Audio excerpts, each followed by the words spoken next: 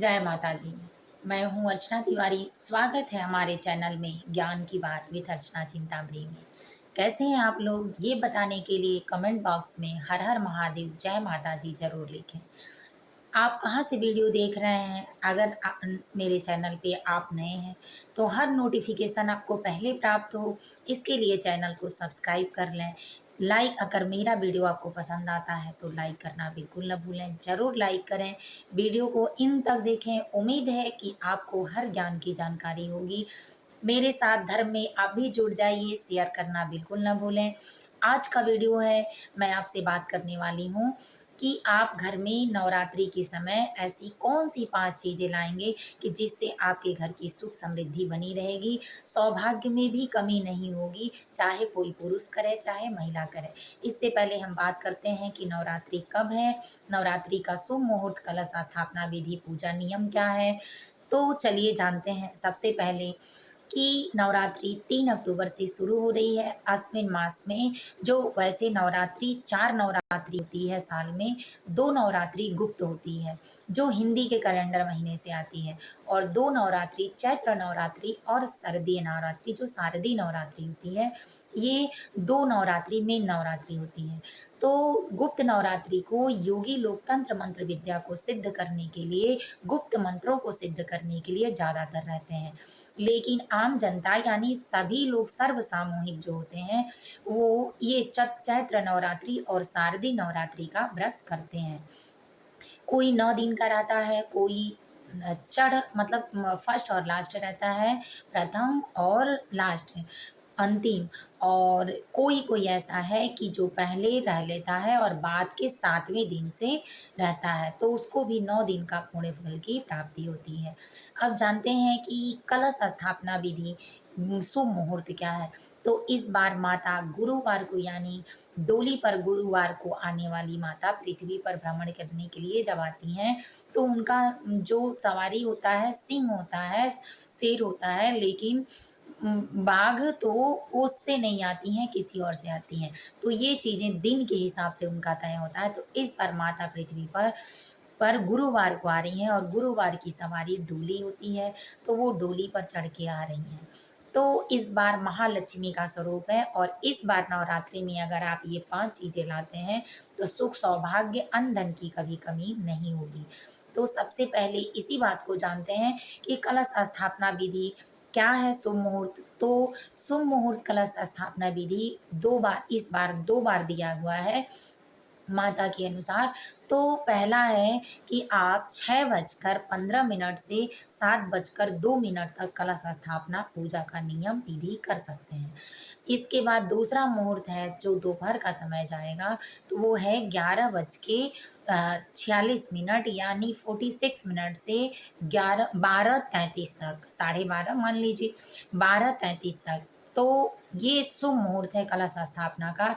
इस दोनों मुहूर्त में आप कर सकते हैं। पहला शुभ मुहूर्त सुबह का मुहूर्त है, और दूसरा अभिजीत मुहूर्त है कि जिसमें आप बहुत अच्छे से दोनों मुहूर्तों का लाभ उठा सकते हैं। अब जानते हैं कि कौन सी ऐसी 5 चीज़ें हैं कि आपको लाने से आपके घर की अनेक दिक्कतें दूर होंगी, और उनकी विशेषताएँ क्या हैं। मैंने शॉर्ट वीडियो के माध्यम से ये चीज़ें आपको बताई हैं, 5 चीज़ें लाएँ, लेकिन उसकी विशेषता नहीं हो पाई उतने समय में, तो उन सारी बातों की विशेषताएँ इस वीडियो के माध्यम से जानेंगे। तो सबसे पहला है कि तुलसी का पौधा, माता तुलसी, माता लक्ष्मी, माता अन्नपूर्णा सभी देवी-देवताओं का निवास होता है। तो इसलिए माता तुलसी, माता लक्ष्मी ही हैं, अनेक रूपों में आई हैं। और भगवान विष्णु को बेहद पसंद है, आपको पता है कि उनके बगैर वो अपना भोजन ग्रहण नहीं करते हैं। तो इसलिए नवरात्रि में अगर आप अपने घर में तुलसी का पौधा ले आएँ, तो अति उत्तम होता है। अति उत्तम मतलब आपको नकारात्मक ऊर्जा जो आपके घर पे लगती है, बाहरी दोष लगता है, कोई बड़ी बीमारी या संकट आने वाला होता है, तो तुलसी का ही पौधा एक ऐसा पौधा है आपके घर में कि अगर आप किसी व्यक्ति को मानते हैं, तो वो आपका नहीं करेगा, लेकिन तुलसी माता की पूजा करने वाला व्यक्ति, अगर उसके घर में उसके शरीर पे कोई बड़ा संकट आने वाला है, यहाँ तक कि अकाल मृत्यु भी आने वाला है, तो वो पौधा अपने ऊपर ले लेती हैं। मतलब वो दोष अपने ऊपर लेके अपने सूख जाती हैं, और उनको बचा लेती हैं। इसीलिए तुलसी जी को तुलसी माता कहा गया है। तो इन कष्टों से हमको बचाने के लिए तुलसी का पौधा हर घर में होना अनिवार्य है। अगर आपके घर में ये तुलसी का पौधा पहले से है, तो आप वहाँ घी का दिया लगाएँ, अगर घी ना मिले तो तिल के तेल का भी दिया लगाएँ, इससे आपको अति उत्तम फल की प्राप्ति होगी।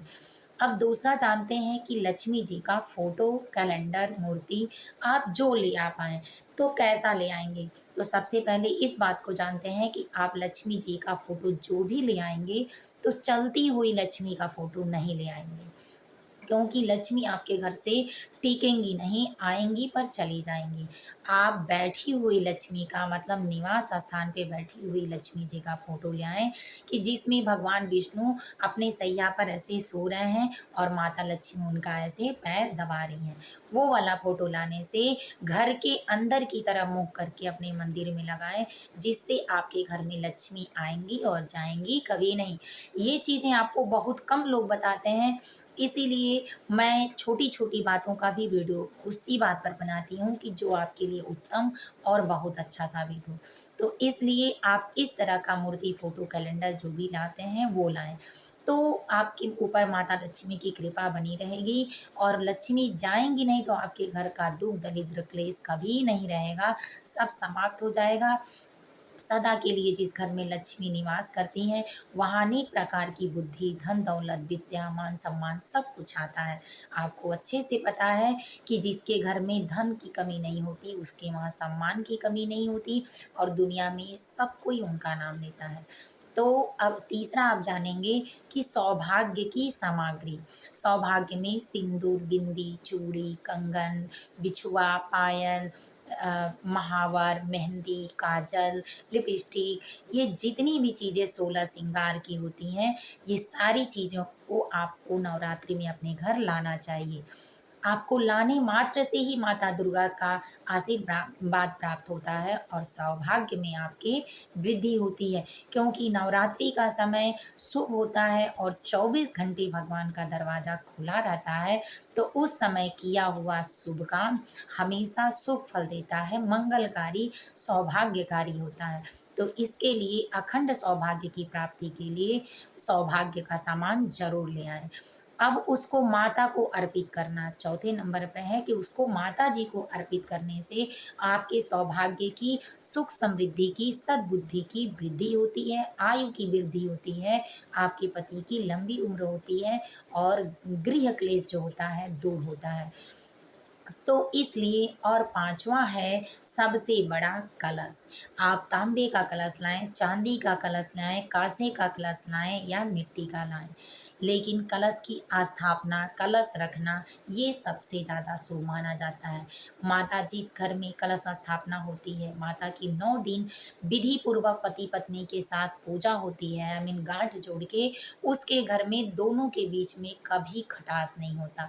जिस महिला और पुरुष के बीच में अनबन रहती है, कभी पटता नहीं है, उनको चाहिए कि ये ज़रूर उपाय कर लें कि हर नवरात्रि में पति-पत्नी दोनों व्रत रहें और दोनों गाँठ जोड़कर जो गाँठ ऐसे ये कोने से गाँठ बाँधकर हल्दी, दूब, सिक्का जो रखा जाता है, उसको रखकर शुभ बनाकर उस गाँठ को दें और पूजा विधि में दोनों साथ बैठें, आरती, पूजा, भोग जो भी माता की स्तुति मंत्र करना है साथ करें। इससे पति-पत्नी में अत्यधिक प्रेम बना रहता है और दोनों में कभी लड़ाई झगड़े क्लेश नहीं होते हैं और सदा सौभाग्य की प्राप्ति होती है, पति का प्रेम प्राप्त होता है, पत्नी का प्रेम प्राप्त होता है, मान-सम्मान बढ़ता है और वो उस व्यक्ति के जीवन में आमदनी यानी लक्ष्मी प्राप्ति के उपाय जो होते हैं बढ़ जाते हैं। क्योंकि अगर पति नहीं आपको मानता है, पत्नी नहीं मानती है, तो दोनों के शुक्र खराब हैं और जिसके शुक्र खराब होते हैं, उसके शरीर से कभी लक्ष्मी का निवास नहीं होता, कलह-कलेश हमेशा बना रहता है और दरिद्रपना जो है, क्लेश है, जो निर्दोष वाली क्षमताएँ हैं, वो सारी आपकी समाप्त हो जाती हैं अगर आप साथ रहते हैं। लेकिन अगर साथ नहीं रहते हैं, तो ये सारे दोष आपके ऊपर आ जाते हैं। तो इन सारी चीज़ों से बचने के लिए कलश स्थापना करें, पति-पत्नी एक साथ मिलकर साथ पूजा-पाठ करें, तो माता अति प्रसन्न होती हैं। क्योंकि अकेले करने से जितना माता प्रसन्न नहीं होती हैं, उतना जोड़े में पूजा करने से बहुत जल्दी से स्वीकार करती हैं और आपकी मनोकामनाएँ पूर्ण करती हैं। तो उम्मीद है कि बिल्कुल सटीक वीडियो आपको मैं देती हूँ। अगर मेरा वीडियो आपको पसंद आता है, तो लाइक करना बिल्कुल ना भूलें, चैनल को सब्सक्राइब कर लें।